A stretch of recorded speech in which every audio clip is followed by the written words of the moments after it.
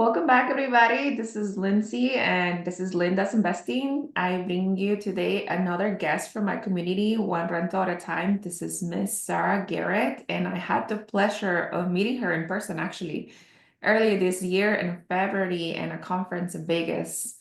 And that was the first time I actually heard her story, and it just moved me so much because I could see myself so related to this type of story. But I will let you introduce yourself, Sarah. Hi, how are you? Hi, Lindsay. Hi, guys. I'm Sarah. I'm 42 years old. I currently live in the Savannah, Georgia area. And like Lindsay said, we met at One Run at a Time event in Las Vegas, Nevada back in February. And I've been investing since I was about 22 years old, is when I acquired my first property. And I've just been buying another house every couple of years during this 20-year journey. And I'm happy to say that within the next 3 to 4 years, I'll have all my properties paid off. And then I'll, at that point, decide whether or not I want to leverage that equity to purchase more. So, Yeah, I know you just brushed over all of that, but no, you're good. back to the beginning. I think that a lot of people don't know you were a single mom, very early in life. And a lot of people would say that because you were a single mom at such early life, so early in your life, you would probably not end up being the big investor that you are, right? Probably add to the statistics of like not going to college, not graduating, end up having just being on welfare per se and Right. other things. And I just, my sister, she got pregnant very young at the age of 16 as well. And she had to overcome so many preconceived notions of who she was and how she had to move in the world, especially navigating it as a single mom. And I just want to give you so many like props. It is an honor to have you on the channel because I feel like just women, we need to empower each other. And if we don't, Yeah, who's going to, right? But no, yeah, talk exactly. to us a little bit about what was your journey navigating early on. Yeah, so definitely, actually, I did. I skipped over a lot, right? I'm actually very, very honored to be here on your channel. I feel so special that you would, invite me. I've been telling people for years that I never realized me sharing my story of having had kids before high school and like the blessing that it would be to others, like me sharing that story. But I also realized that. Like I guess it's not normal what I accomplished, although I do think everyone can do it. That's me. I'm like, listen, I don't care if you're 50, if you're 55, how many mistakes you've made. I realized quite some time ago that I was just born different. Like God truly made my mindset very different. So I cannot take the credit for the way that I think, but I will take the credit for my journey to actually, oops, I'm sorry, for my journey to actually like grow that mindset and continue to feed it, especially when the odds were stacked against me and everyone around told me really that the way I thought was crazy. So I did. I had three kids actually before I graduated high school. I lost one. But I didn't see it as a setback. I kind of analyzed other teenage parents around me, and then I went and even analyzed people that had their kids at what people would call the correct age, that had done everything right. So I was always seeking wisdom from others, I think, because I had a baby at 16, and then I was pregnant again at 17 and a half, and then pregnant again at 18. I lost the baby in between 16 and 18. And so I was always that having that child kind of put me, or being pregnant, put me in a space that was very awkward. Your sister probably can attest to that, the way that, people just treated us nasty being pregnant. Then you had other people who chose not to have their kids. And it's just she could understand. Like she and I would see eye to eye on the things that we've had to go through. But for me, I saw it as an opportunity because I was always around adults. I mean, it was definitely uncomfortable, but I was always around people that were at least 10 years older than me. And so I began to just analyze, like, okay, what did this person do that also had a baby at 16? I was looking for patterns. So I had like I'm really good at that, seeing patterns in any information that you give me, whether it's human behavior, whether it's numbers, whether it's, houses, like whatever it might be, I can kind of analyze and look and see for patterns if there is one. And so something I had noticed about most of the kids that had a baby as a teenager is that this is still while I was pregnant. I'd go around and kind of do a little like research analysis or whatever. And I was like, okay, they seemed to me like they were getting too much help from their parents, like way too much help. And then I also would go and I would talk to people who had, done everything the correct way or the so-called correct way and had had kids, at like 25 after they finished college and this, that, and the third. But I would kind of watch and like they were still crummy parents. So they were either going to be a crummy parent or not a crummy parent, no matter what age they had the kid at, right? And so for me, I just began to read a lot of parenting books when I was pregnant with my daughter. Um, well, all of the kids, right? And so I just realized literally, which again, I used to think differently even as a kid. I was ostracized by my siblings. I was ostracized by like friends, everyone, because I never thought, like, I never saw problems as problems even as a kid. Like if it was something outside building a tree fort, I always saw it as like an opportunity. So for me, when I was pregnant with my daughter, I'm like, I see a pattern here. Like people just choose to be a crummy parent or you don't. I also saw struggles between all first time moms and dads that was like the same, if that makes sense. And then I don't know if I shared with you guys at the conference, I actually have 5 kids and there's like crazy 4 and 5 year gaps between all of my last three of my 5 kids, right? So I have like wisdom in between those gaps that literally, like, I've got a 5 year old son, for example, that was a complete surprise. So I have a 20-year gap between him and my oldest child that I had at 16. And I literally still see it today. I'm back in the classroom. So now I'm the oldest parent with a 5 year old. And then I was 16 with my daughter in kindergarten. At that time, I was the youngest parent volunteering in the classroom, right? And so I still today see this same pattern. Like it's a choice whether people want to be a crappy parent or not. Like it doesn't matter if you're 16, it doesn't matter if you're 25, it doesn't matter if you have your kid at 40 or 45, right? Or 50, your first kid. Like you just either want to be a good mom and dad or you don't. Like it now, were there socioeconomic or monetary challenges? Absolutely, that you might not have if you were 25 or 30 or 45 having a kid, maybe. I mean, not maybe, but definitely for sure. But there's so many other variables that like still make people with the right amount of money and doing all the things right. Like I still see crappy moms and dads like with my 5 year old son. Like, and it's kind of neat to me. And I feel like God gave me my son literally to like heal me from the shame that I had from having my daughter at 16.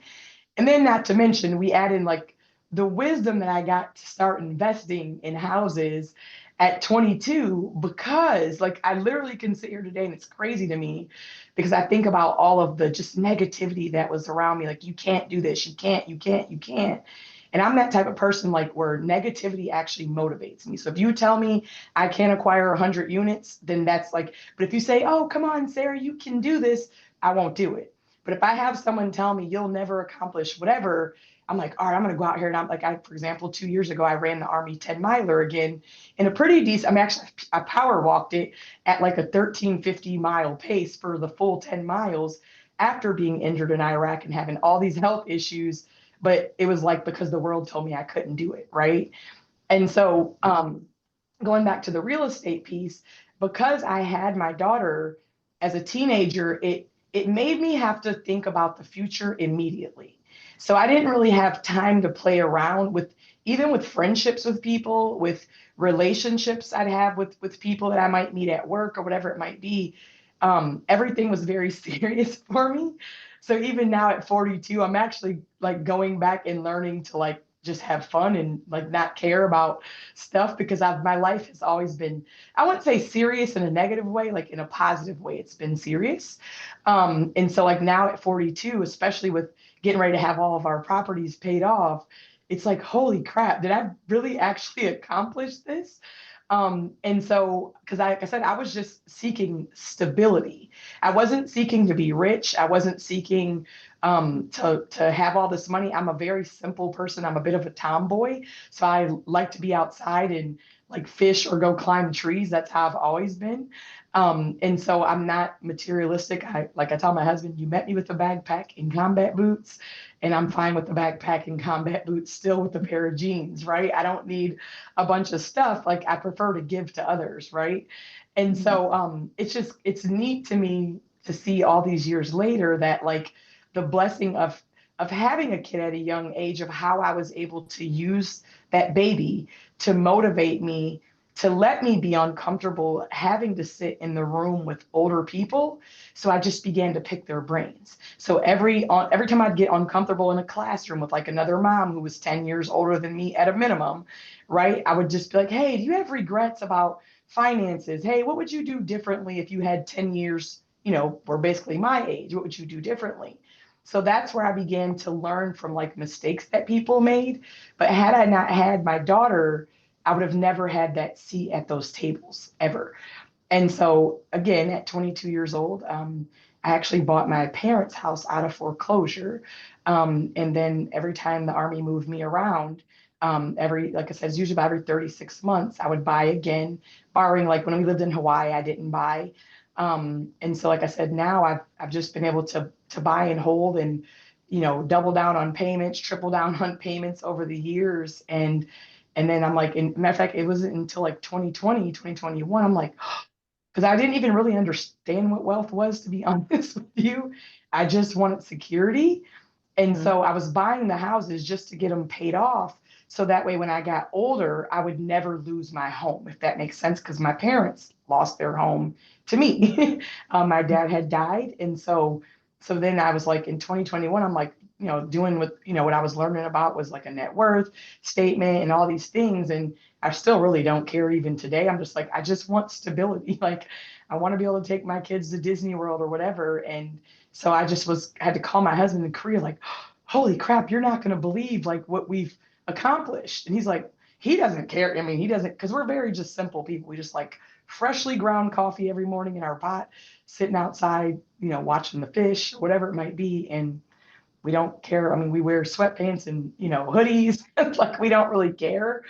So yeah, so for me, I just my if I could give back to others by teaching them how to do that, or like helping them like with their mind, like to know that no matter what mistakes you've made, like mistakes actually are like the best thing you could do. And honestly, the sooner that you make them, the better. So for me, I just like that's just what I want to do, which is why I had no problem being here with you today. Because I'm like, if I could just reach one more person, or one more young girl, or one more young boy, or someone that's 55, I don't care. Like to help them learn. That's what I'm here for. Yeah, and I really like how you say that too, because basically what you're saying is that since you became pregnant at such a young age, you didn't see that as an obstacle, right, to move forward in your life. No. You you chose basically like, do I want to be a good parent? Do I want to be a crummy parent? And then that's your decision because that's the only thing that you could control, right? Like Yes, ma'am. outside variables that are on you, like money, society, other people's opinions, like other things, those things you cannot control. Like those are gonna be there regardless. So bad, it's so sad that it's out there. But what you can control is saying like, oh, I'm gonna be a good parent and this is how I'm gonna get there. And I'm gonna go and find out other people, like look around myself and find whose life basically looks the best. And then I'm gonna go try and model that, Yep. right? Because that's exactly what you wanted to do. But I think like when people like you said, your mind is the biggest barrier. When people like see what they have in front of them, they don't concentrate on their life inwards. They concentrate on everybody else's opinion, like what so and so, what your neighbor has, what you don't have. Like what am I working towards? Or like what is that person saying about me? Like how are they gonna see me? How are they gonna view me? And then that interferes with your self-worth, interferes with the goals that you want to achieve, who you want to be. How do you see yourself in 10 years? And like you said, because of the way that you grew up, you wanted a stability. You wanted to provide that for your children. And the way to do that is how you find out is talking to people how what they did on their mistakes, how they felt, and how they rised up, and where the today whatever they got today. Right, absolutely. Well, that's why I said like my having my daughter, like that was again, your sister could attest to this, probably the most uncomfortable thing you could ever have. I mean, from being pregnant and then now to being this young, this young girl with a little baby carrier going in and out of places. But like I said, it allowed me to be like sometimes you have to choose to go make yourself uncomfortable. So like for example, I think we talk about a lot with ORAT is like I don't want to be the smartest person in the room. And so because only like age can give you like wisdom, right? And you don't really have to choose to obtain wisdom from mistakes or things that you go through, right? Or things maybe you just didn't know. So for me, having my daughter forced me to be in the room with people who, again, were 10 plus years older than me. And so it was like I saw the opportunity to just literally suck them dry of their wisdom, right? It's part of the reason why I mess around with these guys that I think are crazy with their risk tolerance like blows my mind with investing, but I'm intentionally reading the messages or catching up on them, looking at on my watch and trying to catch up later because I'm like, all right, I've built all this and I'm not really sure if I want to scale up more or buy more or go into the commercial space. So I'm literally sucking them for like wisdom from them, whether they realize it or not. And I'm Mhm. like, I don't know. They're a little crazy. So I'll talk to my husband that night. Like I saw stuff flashing across my watch and I mean, they're taking some risks. I'm scared because again, I don't ever want to be, poor in a Section 8 apartment again, sleeping on the floor with my kids, right? And so for me, I'm so thankful for that. And so it's like now I'm like going to the next level. Like I'm in more intentional now where it's fully my choice to go put myself in uncomfortable situations, to keep the seat at or to continue to go sit at tables, that I've really done the work to be able to sit at those tables. And every now and again, I'll be like, oh, I don't think I'm supposed to go here, or I'll be in there and I'm like, okay, I'm the youngest person in there, or even coming to speak at Mr. Zuber's convention, I just was like blown away that he invited me. But again, you never know whose life that you can touch from your story, right? But I think for me, my biggest thing, if I could convey it to anyone, is like, do not compare yourself to others, right? And so most of the time, my friends have always been guys growing up because they normally try to compete with each other. And, women a lot of times will tear each other down. But I'm like, I think even having my kid at 16, it put me in like a league of my own to where I really couldn't compare myself anymore with other 16-year-olds because we were on very different paths. And so for me, I just want to like encourage people, especially women, that like number one, you can be an investor because really we're probably safer investors because of the fact that like we think 20, 30 years down the road where guys are like, our husband's like, oh, we could just do this and get, 50 units tomorrow or whatever. And I'm like, no, like I'm trying to keep it. I don't want your work to be in vain, right? And so, but if I could get people to understand how important it is to like, don't get yourself in competitions with people, like run your own race. It's so important. And I think that was the biggest blessing that I got from my daughter at 16 was I literally was like, I have to run my own race. I can't veer to the left lane. I cannot veer to the right lane. I have to stay full steam ahead what's in front of me. And it's me and my baby, right? And so I feel like even when I look back, I never really thought about it. Like I didn't, it's weird. I can't describe it like the way that God just made my brain. It was like I wasn't even over here. Like I never thought about, oh, I didn't get to go to prom. Like my best friend as a kid, her mom, like, you have to go to prom. And I didn't want to go. I really didn't because I'm like, I don't have anything in common with these teenagers anymore. And it wasn't a sadness at all. I felt like it was an opportunity, like literally, because even for me, I look at my life today and you talk to people from back at home where I grew up, or sometimes you might see things online, and I literally just or weep at like the life that I have in comparison to the people who did everything right.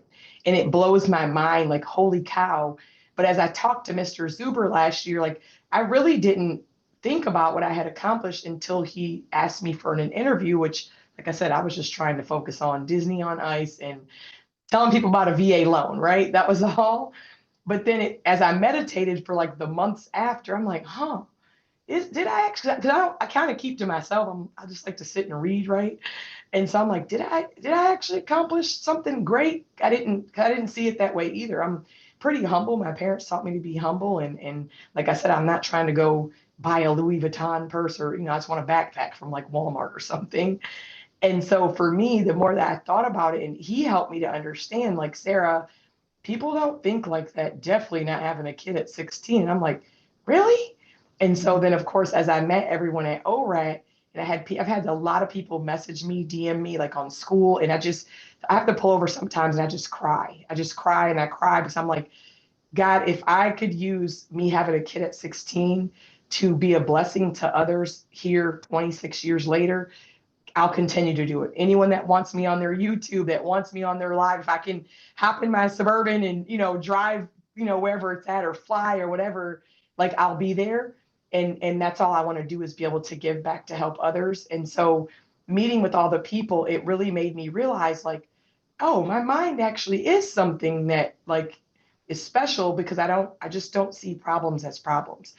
I Mhm. mean, none of it. Like, if a whole house floods and gets taken out by a hurricane or gets burned to the ground, my brain will jump to, what's the opportunity here? Like, what can we do to, like, make this better, like, this time around? And I just was born that way, And so the more people that I've talked to, I really realize how much I could help them. I guess it's encouraging them. I don't know. It's definitely inspirational because if you can do whatever you accomplished to do, then what is the excuse for us, right? But Mm, also that you had just moved on through positive thinking and positive just like affirmations to yourself. And then a lot of people don't have that. And I guess like what we're saying is that how do you get that? And then you're like, well, I was born like this, yeah. right? Instead of looking for a problem and dwelling on the problem, can I solve the problem? What can I do to make this Mhm. a little bit better, or what can I make this to diminish the cons of this particular problem? But yeah, like it is such refreshing to like think of like, well, we all should also move forward. Like we also can Mm, rise above this. We also can see the green light. And I think when you're talking about when you were younger, you're in your 20s and you're trying to like look for a financial advice, you always look to the older people, your older yeah, man, that you're like, well, what are you doing to become right. you're like, why are you investing in? Do you have a business? Are you investing in real estate? Like, do you put money on your stocks? Like, what is it that you do? Like, I need some guidance. And you're not afraid to like ask for guidance. And No.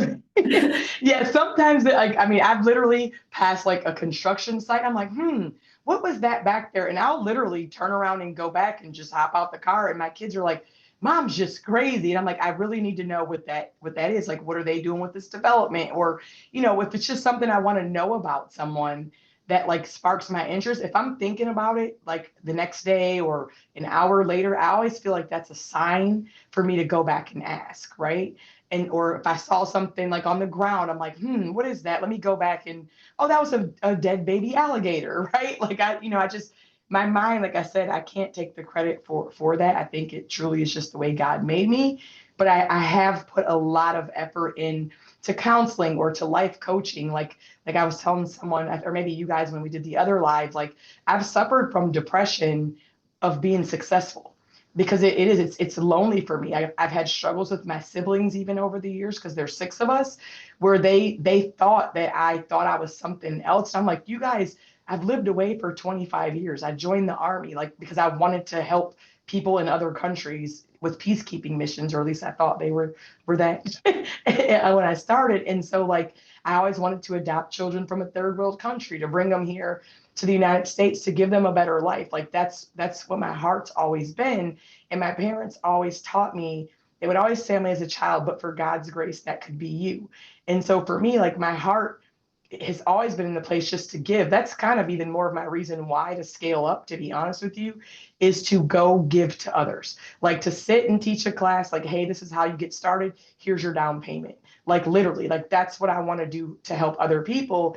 And I'm kind of in shock some days, like, I'm actually going to accomplish this before I die. Like, I've been able to help other single mothers. I've been able to give away complete furniture outfits to people for their homes, right? Because I just choose to live below my means, and where I get my happiness from is helping other people. But I never thought that I could help people with their mindset, because my whole life, my siblings would always say things to me like, why can't you just be like everybody else? Why can't you just get on board? Why do you always, I think I was called like, they thought I was like this resistor all the time, but it wasn't that I was trying to be resistful.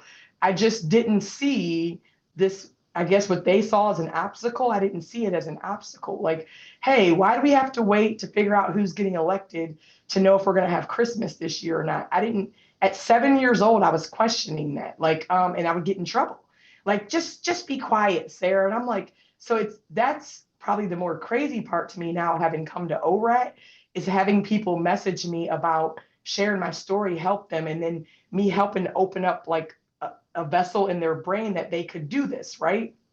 Because my whole life, like literally, the odd of having the baby wasn't even the biggest odd stacked against me. It was everyone around me fighting the way that God made my brain. Like literally, like this is when I look back, because at 7 years old, I'm saying, well, why can't we just go do this, this, and this to know that we're going to have Christmas every year? And I would literally be met not just by my mom, my dad, and my siblings. It was like the whole community that I was in growing up in poverty.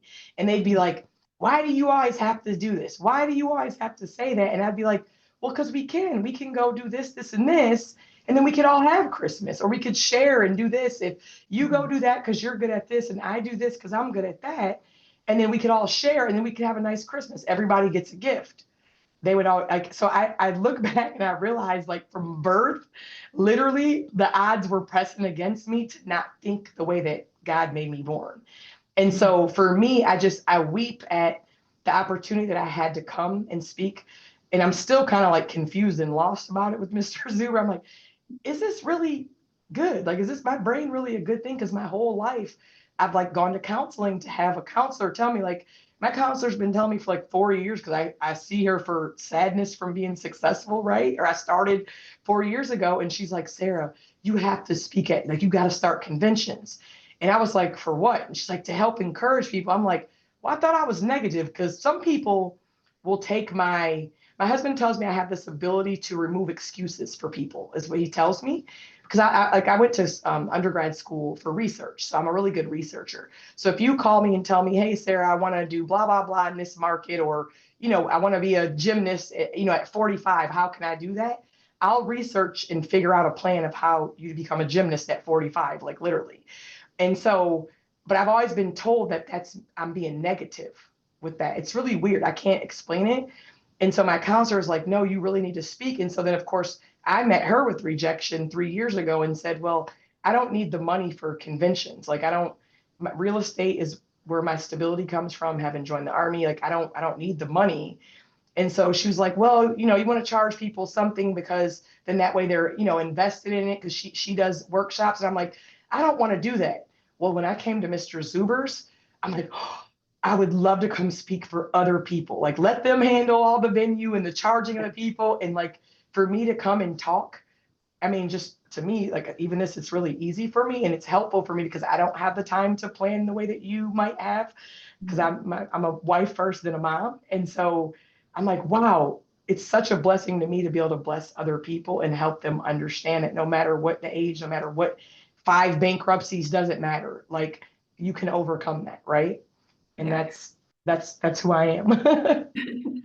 Yes, I want to go over a little bit of the things that you did, because I know you signed up for the army. I know you leveraged UBA loans in the beginning, but I also heard some stories of your extreme frugality that you like talk about, and then things that maybe when you were getting together with your husband was like a a term of disagreement, like we don't have to live with the bare minimum.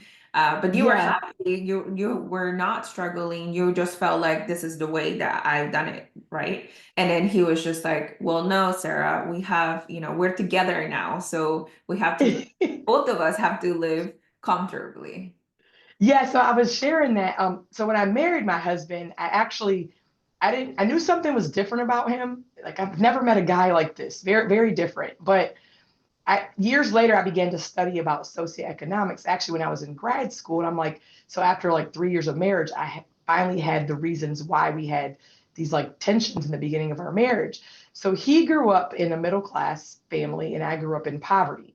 And then, of course, I get pregnant at 16, so I had 3 additional years of poverty while I was finishing my bachelor's degree. Then came on active duty in the Army because I was an Army reservist at the time. And so he and I, years prior, when I used to babysit, I grew up in poverty in a little small house that my parents were somehow able to acquire. Actually, like on back then, I think it was a land contract, what my mother referred to it as, which I think today it's just owner financing, right? And so my parents moved us from the urban inner city when I was 9 to this upper middle class community, but we lived like in a shack in this upper class community. And so I used to babysit for these neighbors across the street that had 3 boys that were all like a year apart.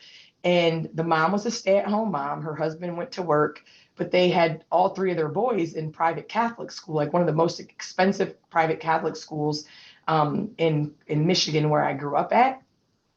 And so I would go over and babysit the boys. This is before I ever got pregnant at 16. And so again, I just will ask 12 years old, 13 years old, like, excuse me, Miss Cheryl. Her name was Cheryl Heiss, actually. And I found her about 4 years ago. And I found her and her husband, and I thanked them. And I said, my life is something I would have never imagined because of the seeds you planted in me. So they were both teachers. Looking back now, they were millionaires. I'm sure they became multimillionaires several times over, since I'm 42. So that was like 30 years ago I babysat. I'm sure they're worth several $1 million now, probably 25 million. And so, but they were both school teachers initially. So what she told me, she said, whenever you grow up, Sarah, she was like, for 5 years, if you're just willing to sacrifice for 5 years, because of course I said, how can you afford private school for your boys? And I Mhm. think for her, it was like, as a teacher, it was like, holy crap, this 12-year-old's asking me a question. Like most 12-year-olds would never think to ask this, but I wanted to know because I was in poverty and I wanted to learn how to not be in poverty when I grew up, right? Because I had always heard this is just the way it is. Like, yeah, right. Not on my watch, it won't be. Right. So what she shared with me at 12, and I babysat for them for about two years. And so she said, my husband and I, we're both teachers, so we make a low income, right? And she said, but we got married, and for the first 5 years of our marriage, we only lived off of one income, and we invested all of my income from teaching. So I'm like, what's an investment? So she, I don't even remember all of it then because I'm like 12, like it kind of went past, like, all right, only thing I got of it was live off one income. So Right. when I married my husband, he actually was like on board with it because my husband actually he didn't believe in borrowing money for anything. My husband is like super old fashioned. I'll go work 4 jobs and whatever you want, like literally even right now, he's like, I'll work another job if you want to speed up paying off our rentals or whatever, because I'm all stressed out about the economy. Like, I was going to be done in 2 years. So he's like, I'll just go work another job. So that's how his heart, right? And he's like, Mhm. so you'll just be quiet. I'll work another job and then you can, have fun. So I was like, hey, I had this couple, this is my, I'm coming to the table already having 2 kids. So there's only so much below our means we could do. And I said, this couple, told me as a kid to always live off of one income. So that's what we began to do. So we lived off of one income. We were stationed in Germany at the time together. That's where he and I met almost 20 years ago. And we just began living off of one income. We went and got our furniture out of like the dumpsters, like the old, really good solid wood government furniture that they just throw in the trash with all their a waste of money, right? They throw it in the dumpsters, but it was solid wood furniture. So I'm like, hey, we're going to go furnish our house with this. So it was fine. So he had no problem living off of one income just because he believed in saving cash for everything. But I'm Mhm. like, no, I've got this one house already. Like, we've got to borrow money to start buying more houses because I had this sergeant in the Army about 3 years prior to that tell me like he regretted not maxing out his with the civilian equivalent. It's called a TSP. It's a 401, what would be a 401k. He's like, if you can max that thing out and buy a house every time the Army moves you, because our primary residence changes.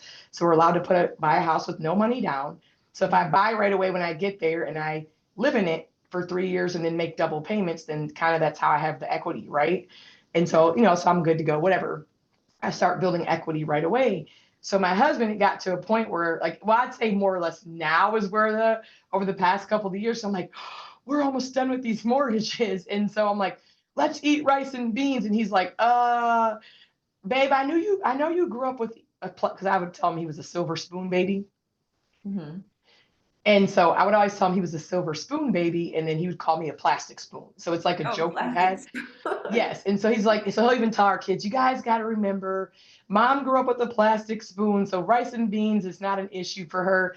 Can we just like at least do rice with like beef strips in it or like steak strips? I'm like, no, that's too much, right? Like, and so I'm like, beans is beans as it is. And so it was always because we were in the Army together. We've both been to war together. There was times when I was deployed where, I thought I was gonna die. He was stationed on another fob. I was somewhere else. And so we have like a friendship my husband and I have that will be with us till we go in the grave. And so we're very sarcastic with each other because we were like soldier brothers together, right? And so it's never been like a anger thing with us, like we're gonna live off of rice and beans. It's been more or less, babe, you don't have to have a plastic spoon. Like we can still have the silver spoon. I'll just work another job while you're tripling down on house payments, right? Mhm. So, that was something at the conference that I know a lot of people struggled with like their spouse.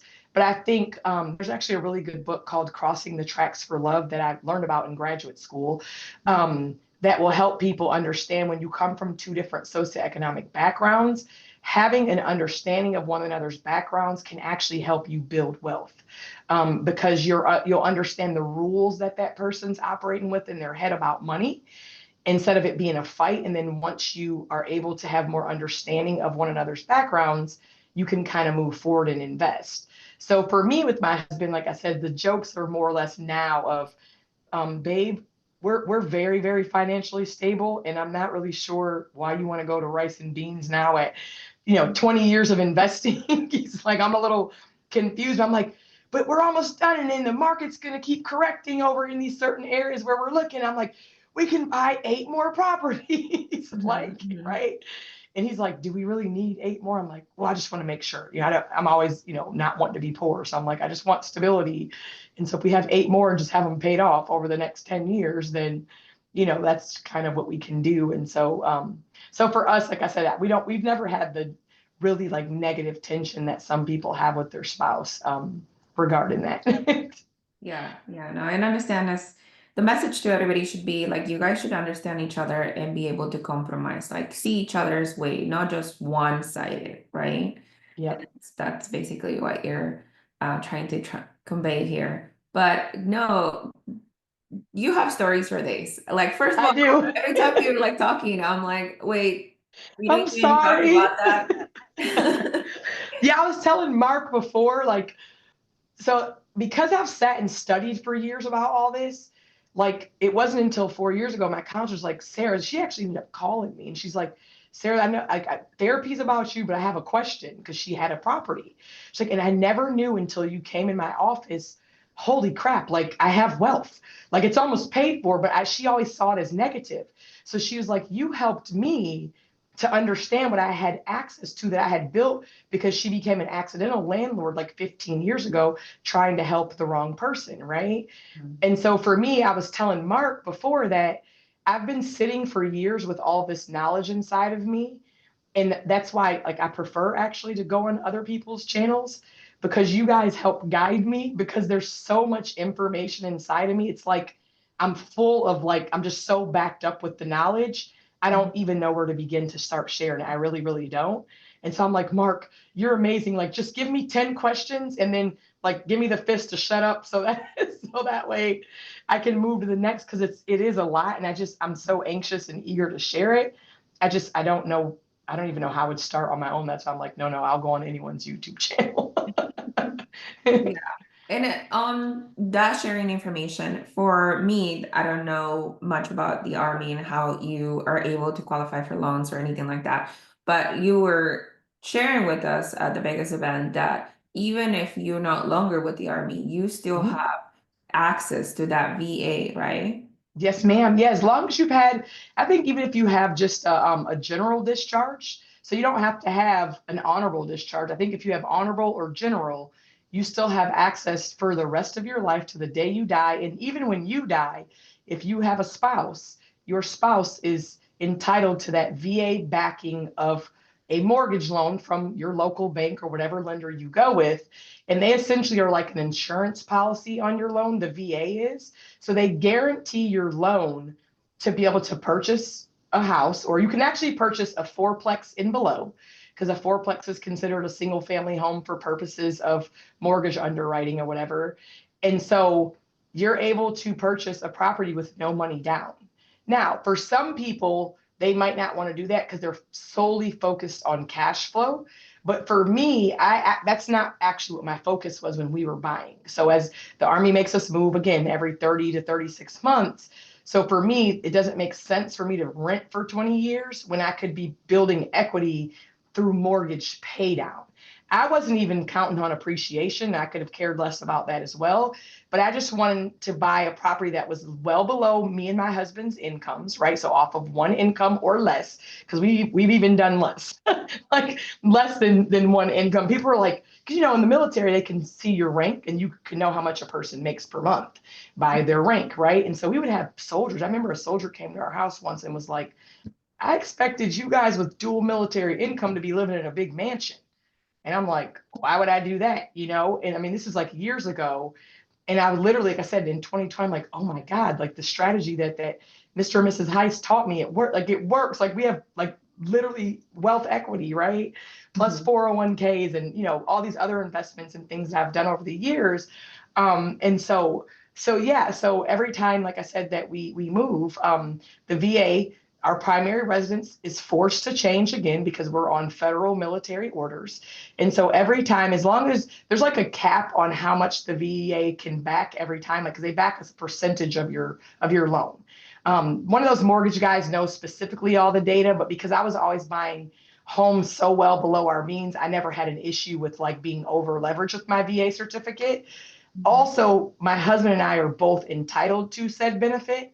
So if I needed a little bit more on, I had to buy a house maybe for 250 instead, and maybe I didn't have enough on my certificate or something over the years, then we would bump it to my husband's. So we never had to put money down. But I would tell people now, if I were going to go back, because we did have such a high income, even at a young age, both being dual military, I actually would have put 25% down and still did VA backing. The reason being because when you do a VA backing, you get the lowest interest rates known to man. Mhm. Because it's like a federally backed mortgage loan. So let's just say if like rates are 5%. Matter of fact, I was looking at the average when my husband and I bought our first house together in 2009. And I was Mhm. just looking at the tables the other day of, I think the average mortgage interest rate over the whole 2009 was like just under 6%. Well, our mortgage for our very first house we bought together, the interest rate was only 5%. So you can get sometimes 50 basis points to 100 basis points lower than what the current market interest rate is. So let's say right now they're 7% today. We could probably get a VA backing between 6.1 to 6.5% Mhm. instead of the 7% that like civilians will pay for their backing. And so again, if I were going to do it all over again, simply because I had the money to put down with the Right. houses going back, I mean, I would probably be cash flowing, just literally cash flowing $10,000 a month with having, if had I put 25% down on each property that we bought over the years. That would just literally be my cash flow right now today, right? With having almost all my properties paid off. So now that will just be it once I've got everything paid off, right? And so then, like I told you too, if I want to go buy more after this, I can. But now I don't think we'll use VA anymore at all, just because I don't need to. Because I'll have such a high, that's just cash flow from rentals, not to mention our other things. And so for me, I could literally pay cash for a house every year, or every 6 months if I wanted to here in the next 4 years, I could.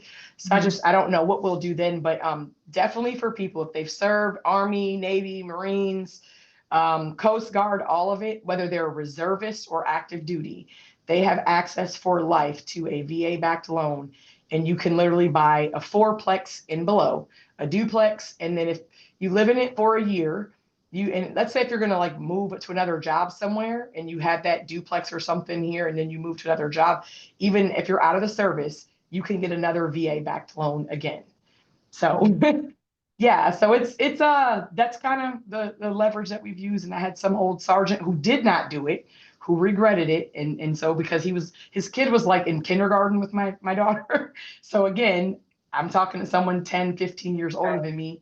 And I'm like, Sergeant, like, what would you do? And he's like, buy a house, put all your money away in that TSP, because even our 401k, every $1,000 that we have in there, it's only 39 cents for the management fees for Mhm. every $1,000 that we have in there. You can't find that anywhere out here in America, in corporate America.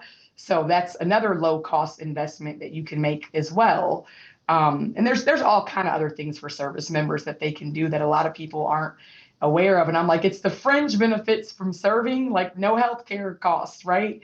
I've never Right. had to pay healthcare costs. So there's all those cost savings my husband and I have had I've been for 25 years, I've been in this environment, has allowed us to invest our regular pay from the Army into real estate, into IRAs, into brokerage accounts, like all kinds of things, instead of us going to buy new cars. We don't like new cars. I've never owned one ever in my life. I'm 42 and I've never owned a new car ever. What So, would you say to your fellow new investor that is asking you? Maybe they don't have access to VAs or access to that kind of loan products, but what would you say about trying to invest? Like, hey, Sarah, I don't have the money. I have the time, but I don't have the money. How do I get into real estate investing? so I would definitely tell them to educate. I mean, educate. But then the next one that I'd say is even just as equally as important as education is execution. Like you have to, like I've had some people come in my life that like literally see the life that I have, know what we've accomplished, that like literally have access to me and have never invested. And so I'm like, and then for me, like I have the time because we did do this investing and I don't have to work for anyone else. All my stuff for real estate's on my cell phone. So I'm able to sit with people for 3 or 4 or go on a podcast for 5 hours during the daytime, as long as it doesn't interfere with my kids. And I've had people who literally could suck me dry of information that would just like do stupid stuff with their money, right? And then even sit back and be like, well, I wish I could have the life like you. And so even like that, it's a blessing for me because I've realized like it's a choice. You have to make a choice to execute after you educate. And then the third thing to me that's the most important of it all is you have to live below your means.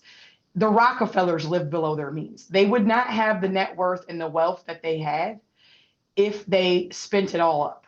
And I don't think people understand that. I think we've been told a lot of lies, like by the system. Mhm. For example, that you have to make 100K a year. Two sergeants in the Army, like I think we were barely making 100K a year when me and my husband were both E5s together, right?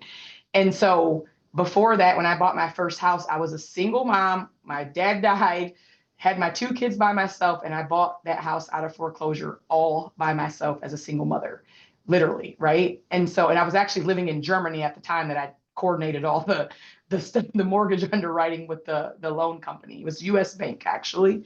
So for me, living below your means, like no matter what billionaire you see, Donald Trump lives below his means. Like, in order to have a positive net worth, you have to live below your means. Now, being rich, you can make $1 million a year or make 100K a year or 300K a year or whatever. But if you spend all that 300K a year, you don't really actually have wealth. You're just rich, right?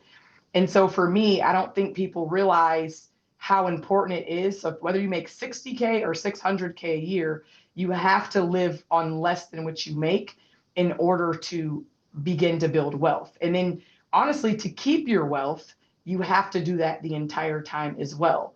So for me, I feel like if someone like that could get around other people, like I said, that's why I love ORAT, they could understand. I mean, I sat at the table with other investors at the conference and just wept at, okay, we're all sitting here, multiple people worth $1 million or more, right?